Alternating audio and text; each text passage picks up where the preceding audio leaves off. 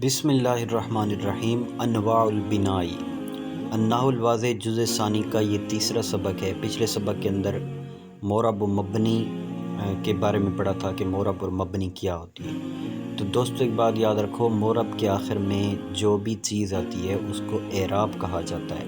اور مبنی کے آخر میں جو بھی چیز آتی ہے اس کو بنا کہا جاتا ہے۔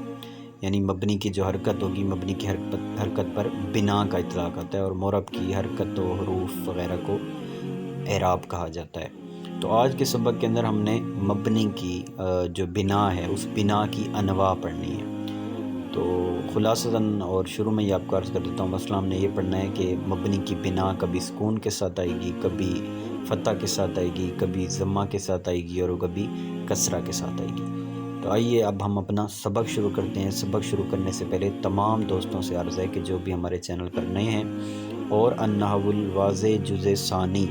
اس کو مکمل پڑھنا چاہتے ہیں، ترتیب وائز روزانہ انشاءاللہ ایک دو سبق اپلوڈ کر دیے جائیں گے، تو ہمارے چینل کو ضرور سبسکرائب فرمائیں، شکریہ۔ تو انواع البناء یعنی بنا کی انواع۔ الامثلۃ، یہ جن دوستوں کو معلوم ہے ان کو تو معلوم ہے، جن کو پتہ نہیں ہے تو ان کو معلوم ہونا چاہیے کہ جو النحو الواضح ہے اس کا طریقہ یہ ہوتا ہے کہ شروع میں یہ مثالیں ذکر کرتے ہیں، جو بھی انہوں نے بیان کرنا ہوتا ہے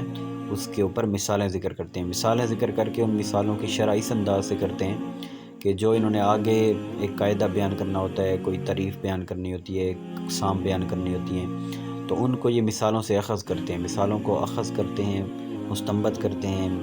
پھر آخر میں ان چیزوں کو ذکر کرتے ہیں۔ تو اپنے طریقے کے مطابق سب سے پہلے مثالیں بیان کر رہے ہیں۔ سب سے پہلی مثال، کم جوادن فی المیدانی، کتنے جواد ہیں میدان میں۔ اب جواد کا معنی سخی شخص بھی ہوتا ہے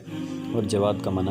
گھوڑا بھی ہوتا ہے، تو یہاں یہ والا معنی زیادہ مناسب ہے میدان کے اعتبار سے کہ کتنے گھوڑے ہیں میدان میں۔ نمبر 2، بکم اشتریتا ساعتک، کتنے کے ساتھ تو نے خریدی اپنی گھڑی، یعنی کتنے درہم کے ساتھ۔ نمبر 3، کم تعدو، کتنا تم، تعدو کتنے ہی تم وعدے کرتے ہو، ولا تفی حالانکہ تم وفا نہیں کرتے۔ نمبر 4، اعتدل الجو، فضا معتدل یعنی درمیانی ہے۔ نمبر 5، حل اعتدل الجو، کیا فضا معتدل ہے۔ نمبر 6، الجو قد اعتدل، تحقیق فضا جو ہے وہ کیا ہے، معتدل ہے۔ نمبر 7، قف حیث انت، تو ٹھہر، حیث انت جس جگہ تو ہے ادھر ٹھہر جا۔ نمبر 8، سر الی حیث شئت، تو سیر کر جس جگہ تو چاہے، جس جگہ کی طرف بھی تو چاہے۔ نمبر 9، تقیم، تو کھڑا ہو جا، کھڑا رہے، حیث جس جگہ، یطیب الہواء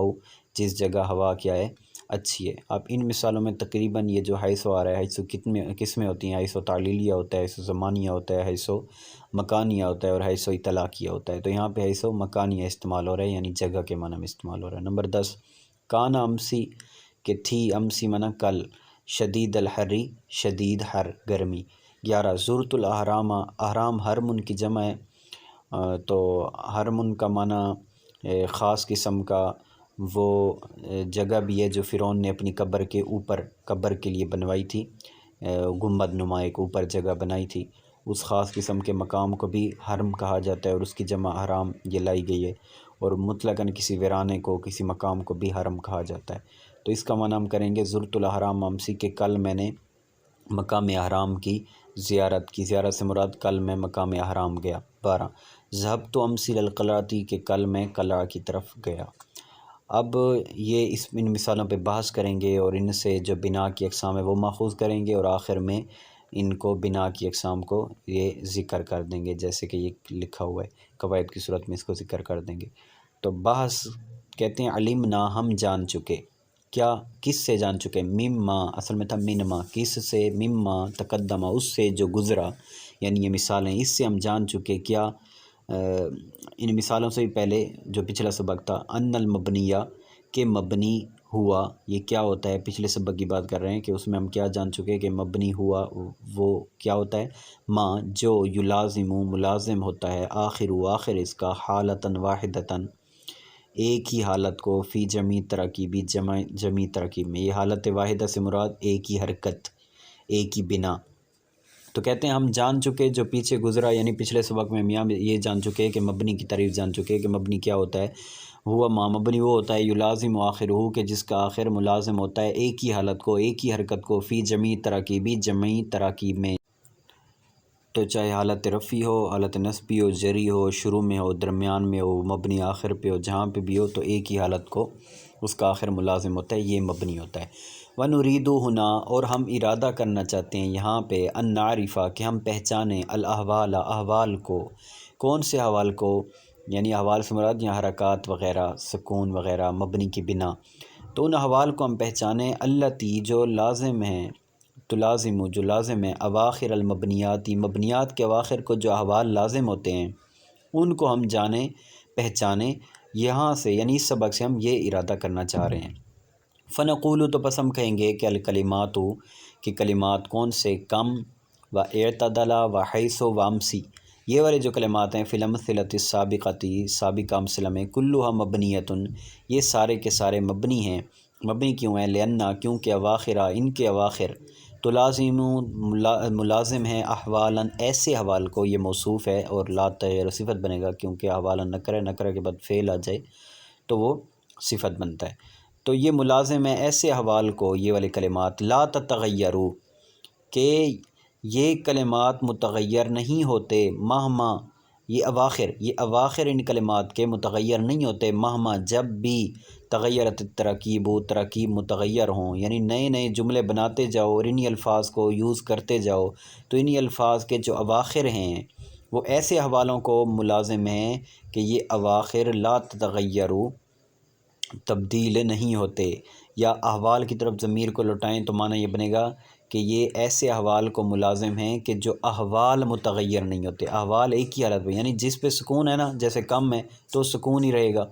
جس پہ فتح ہے جیسے اعتدل ہے تو فتح ہی رہے گا، حیث جس پہ ضمہ ہے تو ضمہ ہی رہے گا، اور امسی جس پہ کسرہ ہے تو کسرہ ہی رہے گا، تو یہ ان کے اواخر ایسے احوال کو لازم ہیں کہ جو احوال لا تتغیر، وہ احوال متغیر نہیں ہوتے۔ فآخر کم پس آخر کم کا یلازم السکون لازم ہے سکون کو، ومن اجل ذالک اور وجہ اسی وجہ سے یقالو کہا جاتا ہے انہا کہ یہ جو کم ہے مبنیۃ علی السکونی مبنی علی السکون ہے، کس پر مبنی ہے، سکون پر مبنی ہے، اور سکون اس کی بنا ہے۔ وآخر اعتدلا اور اعتدلا کا آخر یلازم الفتح یہ فتح کو لازم ہے، ومن اجل ذالک اور اسی وجہ سے کہ یہ فتح کو لازم ہے، یہ دلیل دے رہے ہیں کہ فتح کو لازم ہے، تو اسی وجہ سے یقالو کہا جائے گا کہ کہا جاتا ہے اس کے بارے میں کہ انہا مبنیۃ الفتح کہ مبنی الفتح ہے، یا کہا جائے گا اس کے بارے میں، یعنی یہ اس پہ دلیل بھی ہو سکتی ہے کہ یہ فتح کیوں اس کو لازم ہے، تو اس پہ ہم یہ اس طرح ترجمہ کریں گے کہ فتح بھائی اس لیے لازم ہے کہ یقالو اس کے بارے میں یہ کہا جاتا ہے کہ یہ مبنی الفتح ہے، تو اس سے پتہ چلا کہ یہ فتح اس کو لازم ہے۔ اور اگر ہم اس انداز سے اس کو پڑھیں کہ یہاں بھائی فتح ہے، جب فتح ہے تو اسی وجہ سے کہا جائے گا کہ یہ مبنی علی الفتح ہے، تو دونوں اعتبار سے پڑھ سکتے ہیں۔ وآخر حیث اور حیث کا آخر یلازم الضمہ یہ کس کو لازم ہے، ضمہ کو لازم ہے، من اجل ذالک اور اسی وجہ سے کہ یہ ضمہ کو لازم ہے، یقالو کہا جاتا ہے انہا مبنیۃ علی الضم کہ یہ مبنی علی الضم ہے۔ وآخر امسی لازم الکسرہ اور امسی کا آخر کسرہ کو لازم ہے، من ذالک اسی وجہ سے یقالو کہا جائے گا انہا مبنیۃ علی الکسر کہ یہ مبنی علی الکسر ہے۔ وَإِذَا بَحَثْنَا اور جب ہم بحث کر چکے فی اواخر الکلمات المبنیتی مبنی کلمات کے اواخر کے بارے میں، لم نجد حالاً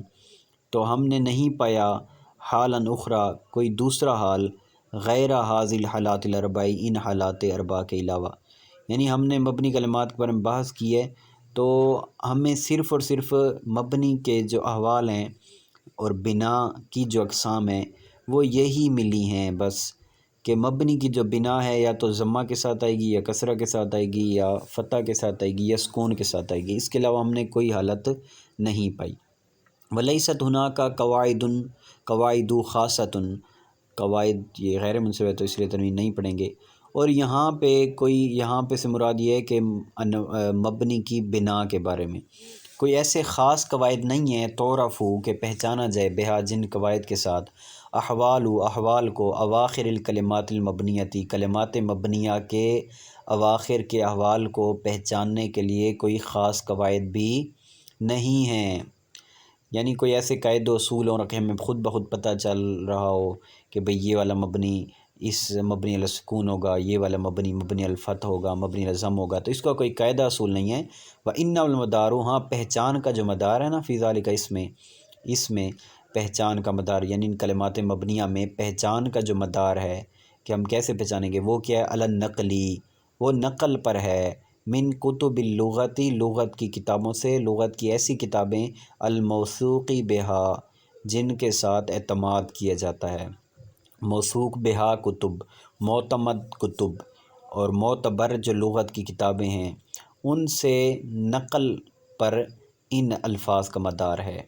یعنی ان سے ہم کیا کریں گے؟ نقل کریں گے، کہ وہاں اگر کسی کلمے کے بارے میں کہا گیا ہے کہ بھئی یہ منقول ہے کسی کلمے کے بارے میں کہ یہ سکون کے ساتھ یوز ہوتا ہے، اور یہ جو ہے فتح کے ساتھ استعمال ہوتا ہے، اور یہ کسرہ کے ساتھ استعمال ہوتا ہے، تو ان کے ذریعے سے ہی ہمیں پتہ چل جائے گا اور ہم کہہ سکیں گے کسی کلمے کے بارے میں کہ ہاں بھئی یہ مبنی علی السکون ہے۔ کیونکہ فلاں لغت کی کتاب میں ایسا ہے، فلاں لغت کتاب میں فتح ہے لکھا ہوا ہے اس کے بارے میں، تو لہٰذا یہ مبنی علی الفتح ہے۔ اب ہم اصل مقصد کی طرف جو ہے وہ مصنف آتے ہیں کہ جو ان کا مقصد تھا مثالیں ذکر کر کے پھر ان پر بحث کر کے اپنا اصل مقصد کیا تھا؟ مبنی کی بنائیں یہ اخذ کرنی تھی۔ تو اب اس پہ آتے ہیں قاعدہ نمبر 29 بیان کر کے کہ الاحوال، ایسے احوال، التی، جو، یہ قاعدہ ہے کہ معرفہ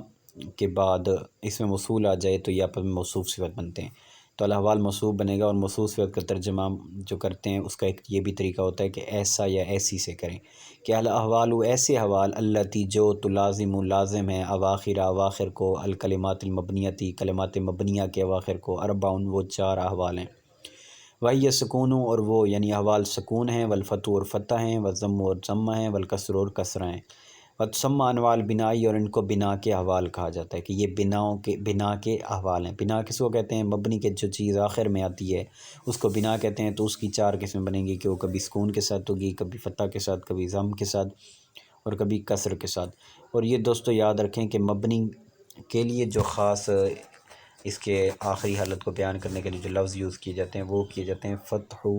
ضم، کسر، سکون، اور جو ہوتا ہے ضمہ، فتحہ، کسرہ، یہ دونوں میں مشترک ہے۔ معرب کے آخر جو حرکات ہوتی ہیں ان کو بھی کہا جاتا ہے، اور مبنی کے آخر میں جو حرکات ہیں ان کو بھی ضمہ، فتحہ، اور کسرہ، یعنی آخر میں جب ہا ہو تو استعمال کیا جاتا ہے۔ لیکن اگر صرف فتح، ضم، کسر، یہ صرف اور صرف مبنی کے لیے یوز کیے جا سکتے ہیں، معرب کے لیے ضم، فتح، کسر یوز نہیں کیے جا سکتے۔ اور تسمى انواع البناء، ان کو انواع بنا کہا جاتا ہے۔ 30 نمبر قاعدہ، الکلمات، ایسے کلمات، التی، جو، یلازم،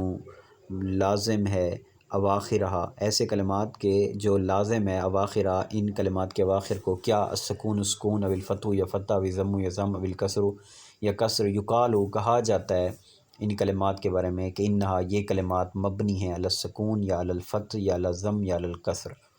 تو جو بھی مبنی ہوگا تو یا تو مبنی علی السکون ہوگا، یا مبنی علی الفتح ہوگا، یا مبنی علی الضم ہوگا، یا مبنی علی الکسر ہوگا۔ تو یہاں پر ہمارا جو ہے النحو الواضح جزء ثانی کا 30واں سبق بھی بحمدہ تعالی کمپلیٹ ہو گیا۔